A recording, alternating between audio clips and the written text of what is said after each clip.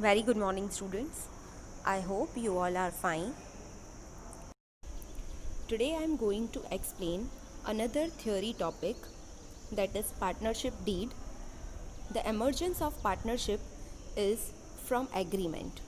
Partners undertake agreement within the provision of Partnership Act.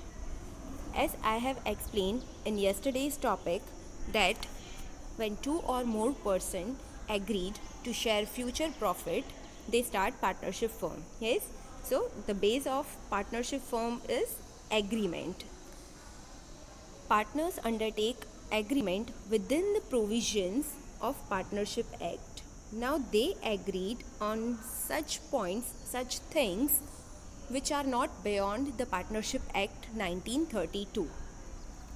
Partnership deed acceptable to all the partners, and that is prepared at the time of commencement of partnership firm. Now whatever is mentioned in partnership deed, all partners accept it. Yes, all partners are agreed on such things, and it must be prepared at the time of starting the firm. Yes, at the time of commencement.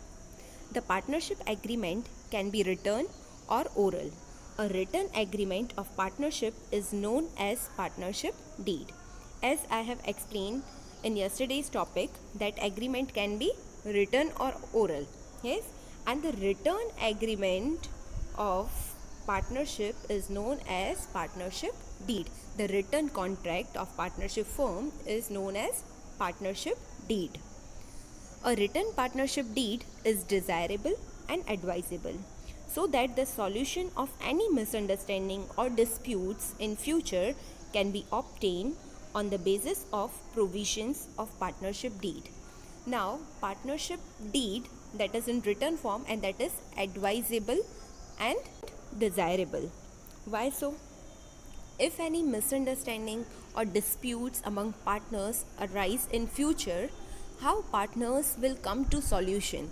Yes, how they will find solution for some problems and disputes with the help of provisions mentioned in partnership deed. Yes, all rules, all provisions are mentioned in partnership deed. So any disputes arise, they can look in partnership deed and they can find solution. Like for example, two partners started their partnership firm. After earning profit, if one partner is claiming to get 70% profit and other partner is not agreed, so how they will come to the solution?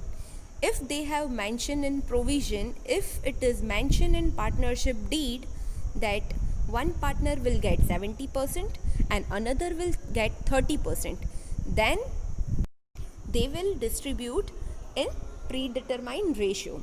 But if they have not mentioned about profit sharing ratio, they will distribute equally. So this way, number of problems which arise in future can be sought out with the help of partnership deed. The partnership deed is a administrative constitution of partnership firm where all provisions pertaining to firm's administration are included. This is very much important for 1 mark. The partnership deed is administrative constitution of partnership firm where all provisions pertaining to firm's administration are included.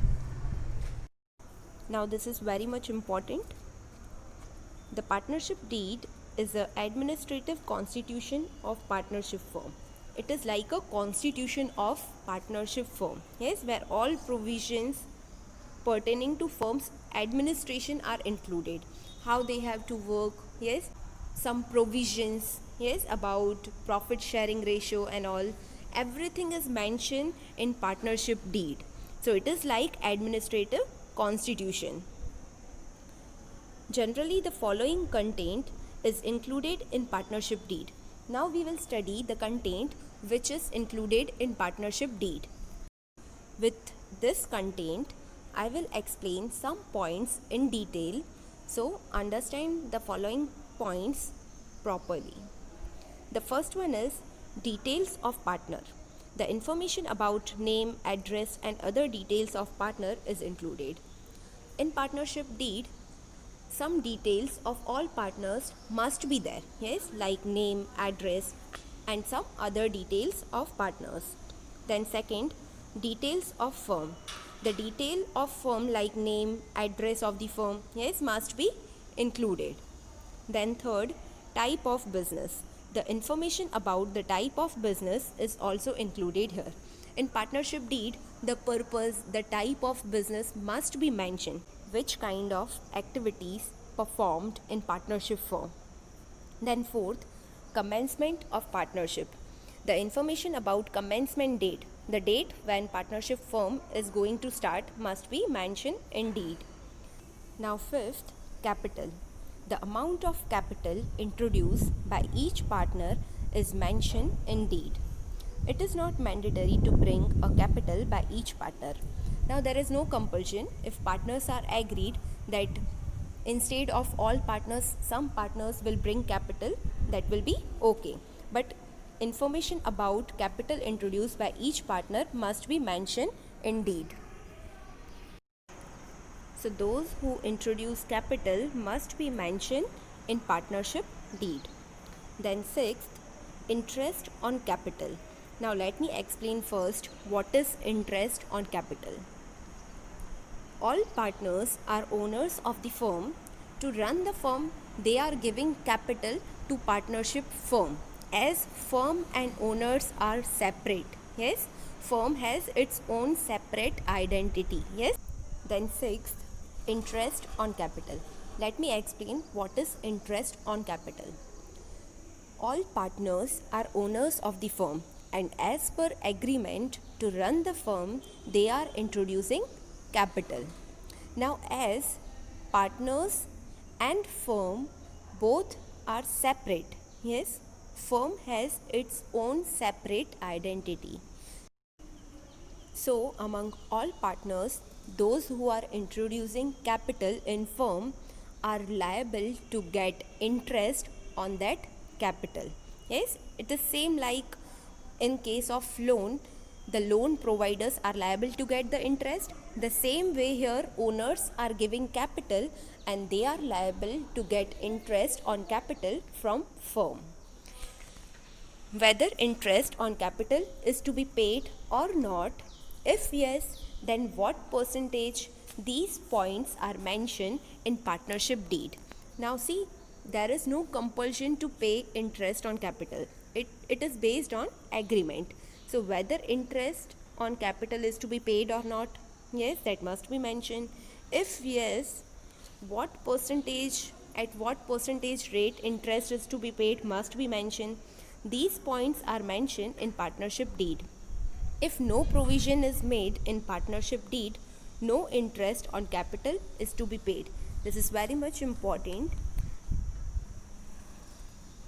If partners have not mentioned in partnership deed about interest on capital, no interest is to be paid on capital introduced by partners.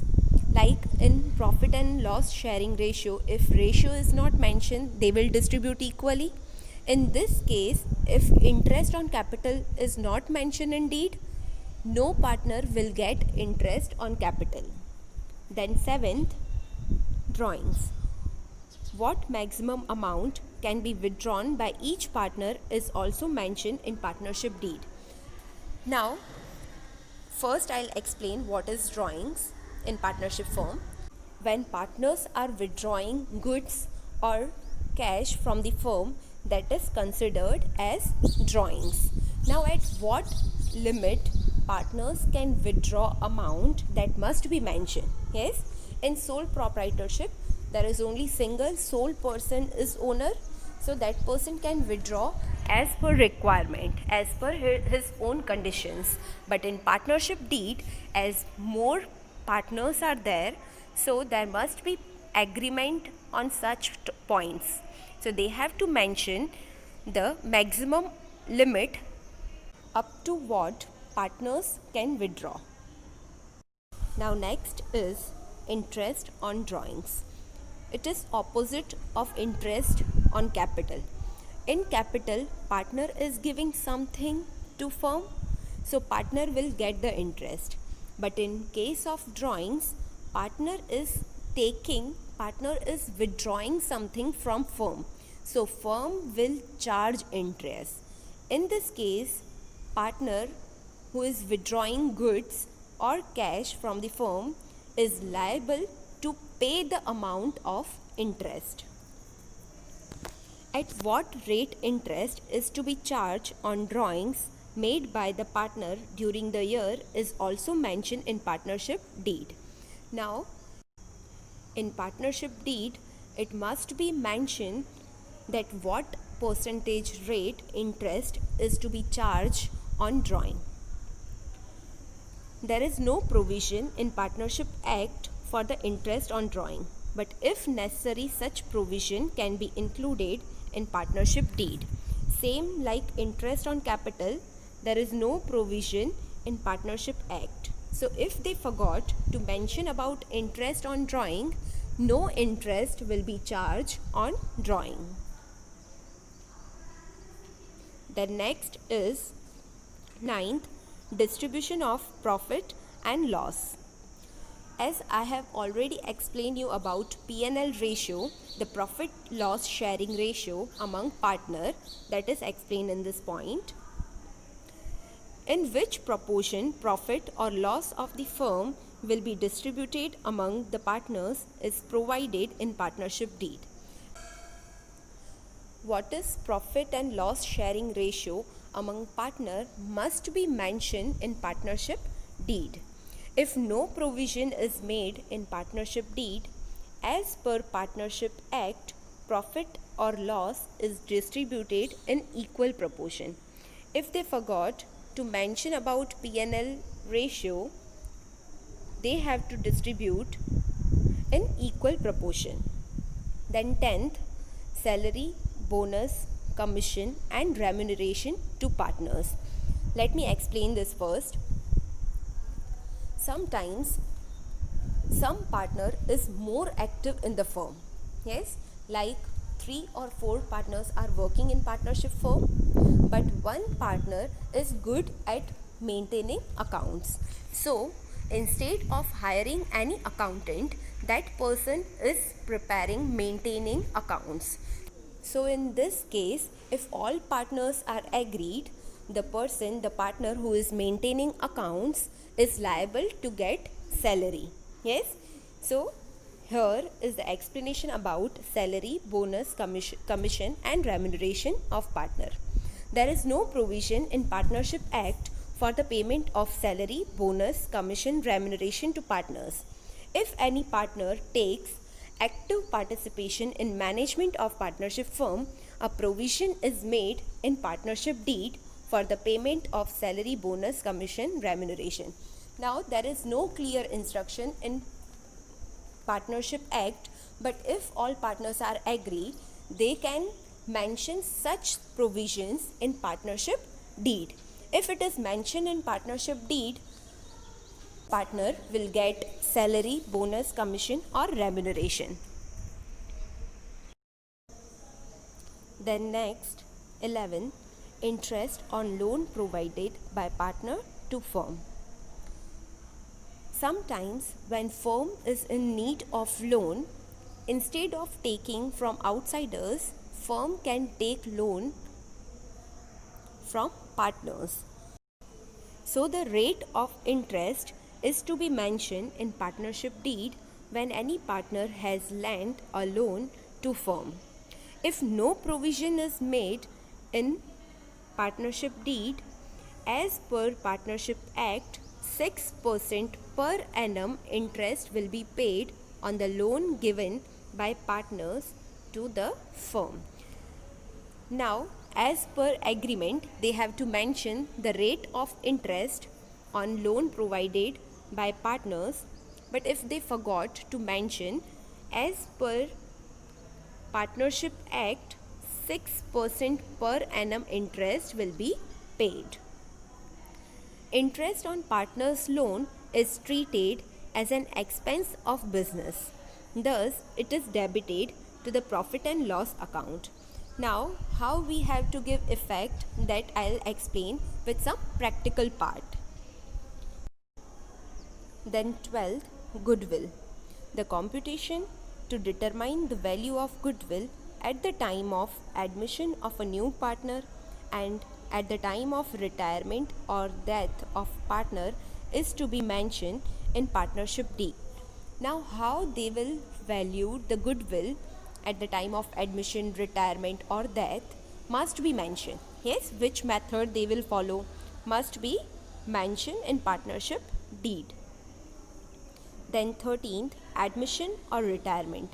The provisions pertaining to admission of new partner and the retirement or death of partner is also mentioned in partnership deed.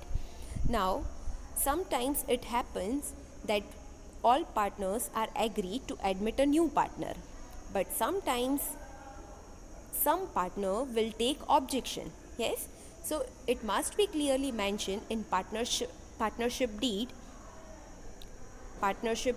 about admitting new partner or retirement or death of partner. Then 14th, dissolution of firm. In what circumstances firm will be dissolved, what procedure will be adopted, etc. These points are mentioned in partnership deed.